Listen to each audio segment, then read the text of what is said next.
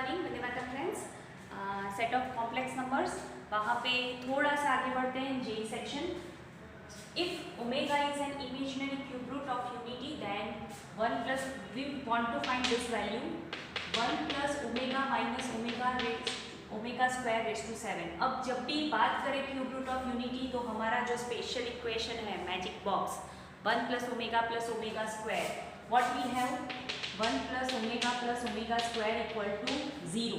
Okay, तो यहाँ पे मेरे पास ये दोनों वैल्यू है, तो इसको अगर मैं सब्जेक्ट बनाऊँ तो for this 1 plus omega I will get minus omega square raise to 7। So this is your -2 omega square raise to 7 -2 raise to 7 omega square raise to 7 -2 raise to 7 मतलब 1 minus 128 and omega raise to 14।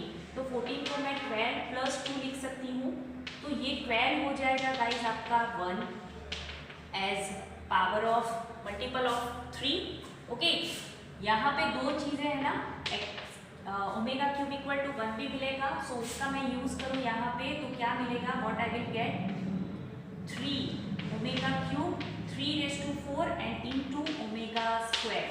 So this is your 1 minus 128 into 1 into omega square. So your answer is omega minus 128 omega square. Now question number 2, z1 and z2 are roots of this equation. मतलब addition of roots.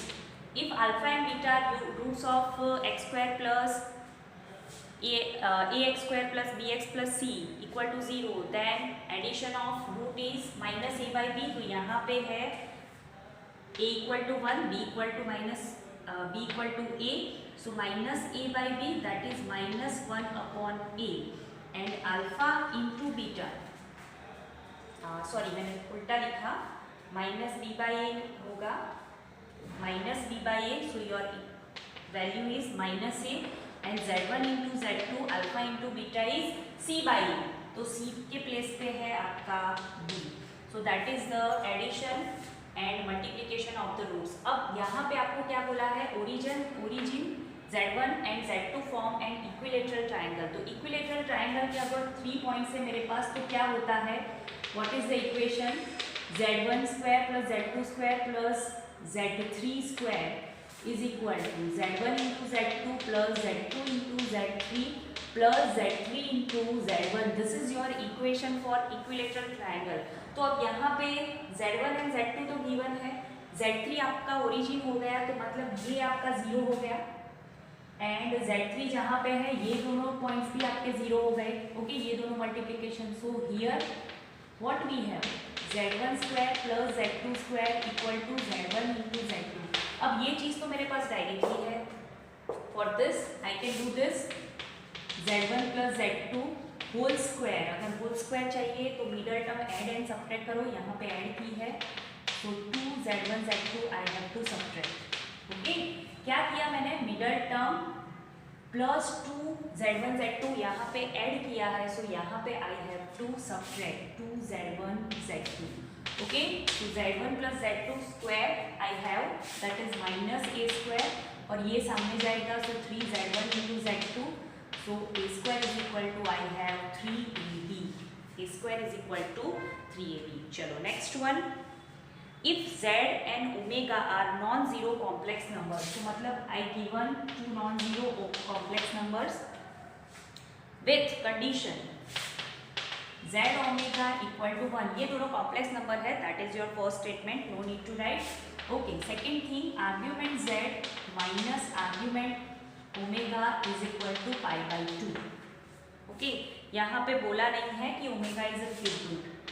What I have to find, I have, so we have to find z bar omega equal to what. Guys यहाँ पे एक चीज़ इसका मैं use कर रही हूँ, this is ask in 2003, argument z upon omega. आपको पता है कि जब भी सब्ट्रैक्शन है you can right in division, जब एडिशन है you can right in multiplication. Okay, जो लॉगरिथम के रूल्स है वही रूल्स यहाँ पे भी फॉलो होते हैं। तो एक चीज़ मुझे मिली कि argument z upon omega is pi by 2। Okay, so मतलब ये वैल्यू आपकी somewhere is here on pi by two. Okay, second thing, उन दोनों का आपको जो मॉड्यूलस है दैट इज 1 गिवन है।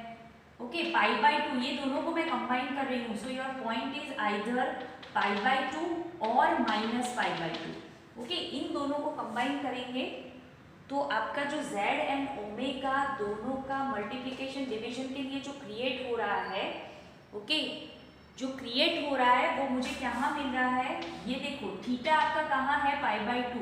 ये जो आर्ग्यूमेंट है, आर्ग्यूमेंट मतलब theta, theta is pi by to, मतलब आइदर हियर और हियर, क्योंकि यहाँ पे हमें वैल्यू फाइंड करनी है z बार की। ओके, तो नेगेटिव भी हो सकता है, सो पाई बाई टू या फिर माइनस पाई बाई टू, क्योंकि मॉड्यूलस भी आपको 1 गिवन है, तो मतलब इन दोनों का मॉड्यूलस भी 1 है, आर्ग्यूमेंट भी पाई बाई टू मिल रहा है, तो दोनों का multiplication is, this is your point, this is your point of multiplication. तो यहाँ पे होगा आपका point 0 1 and here it is 0 minus 1। तो इन दोनों पॉइंट को मैं लिख सकती हूँ I और minus I। Okay, your points are I और माइनस I। Z ओमेगा पूछा है फिर भी, Z बार ओमेगा पूछा है फिर भी, क्योंकि Z बार क्या होगा, अगर पाई बाई टू है, Z omega pi by to है, तो Z बार होगा minus pi by to, Z bar omega होगा माइनस पाई बाई टू, और ये अगर माइनस आई है तो ऊपर वाला पाई बाई टू, दोनों एक दूसरे के कॉन्जुगेट है, तो आपको एग्जैक्टली इमेज मिलेगी, right. Question, next question, quite easy. 1 plus i 1 minus i whole raise to x equal to 1, so you have to find the value of x। So quite easy, पहले तो conjugate ले लो, so 1 plus i whole square upon, इसका conjugate लिया है 1 plus आई का, सो नीचे हो जाएगा 1 minus i square whole raise to x। इसको अगर मैं सिंप्लीफाई करूँ, so 1 plus 2i plus i square मतलब माइनस 1, यहाँ पे भी 1 प्लस 1 रेज टू x। देखो 1 1 कट हो गए, 2i by 2 raise to x equal to 1, so i raise to x equal to 1। i raise to x कौन सी power से start होता है 1 होना, यस 4 पावर से, i raise to 4 is 1, i raise to 8 is 1, i raise to 12 वो भी 1 है, i raise to minus 8, i raise to minus 4, i raise to minus 8, all are 1, so you can say that power कितनी होगी, x equal टू 4n, n belongs to z बोले तो भी सही, z बोले n बोले then also it is true. So यहाँ पे आपको गिवन है ऑप्शन में पॉजिटिव इंटीजर, तो यहाँ पे आप n भी लिख सकते हो, no problem, okay, you can write it. चलो next question, it's quite similar to आपकी जो NCERT टेक्स्ट बुक है उससे।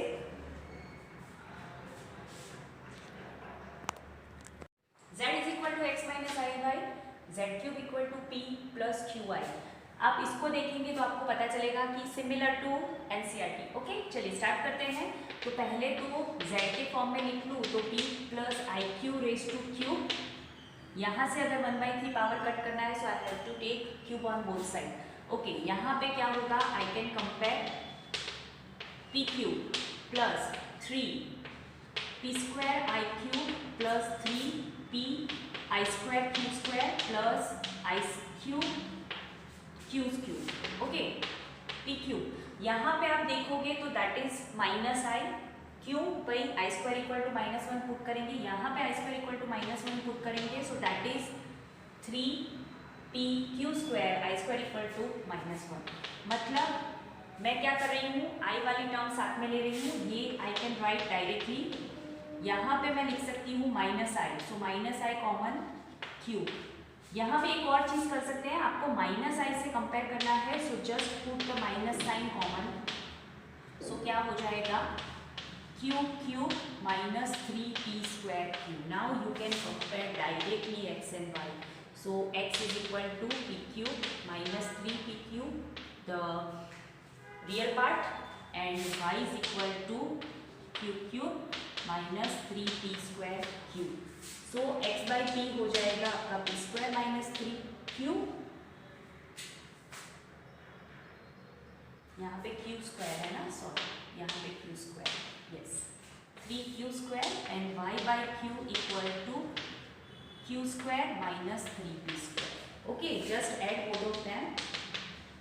You know exactly the way we did in NCERT. Okay, minus 3q square plus q square, so that is 2q square, common निकालो minus 2. So this goes in denominator and your answer is yes, minus 2, and that is your answer. Okay, so this is the question of 2004. Now little bit twisted thing, अगर आपको properties सही से पता है so यहाँ पे कोई भी प्रॉब्लम नहीं होगी.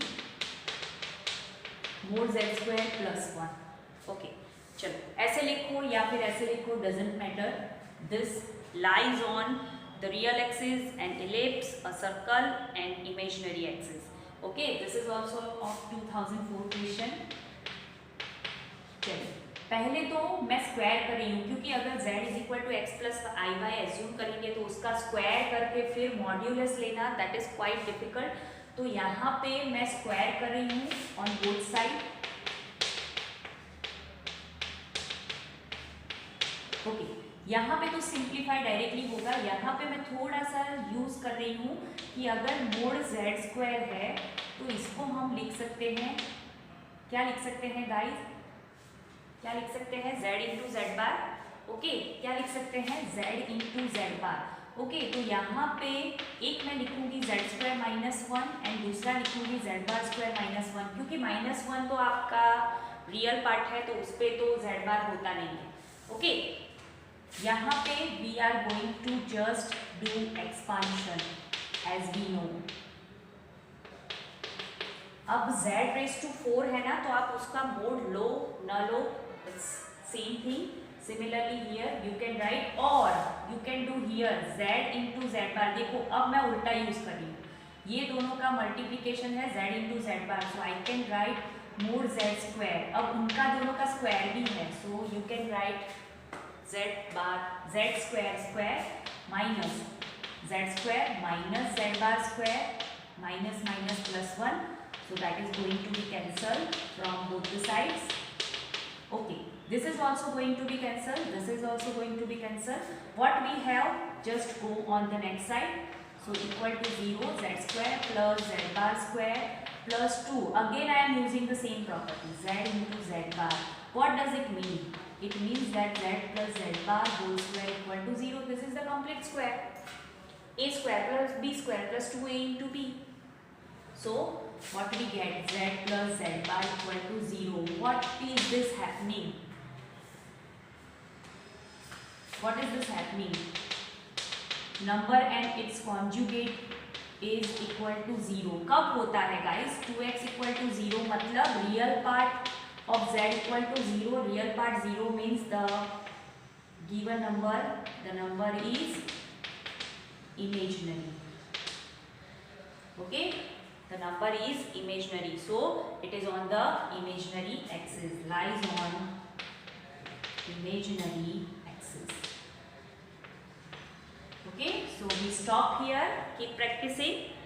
We will meet again with new sums. Up till then, bye bye, Vande Mataram.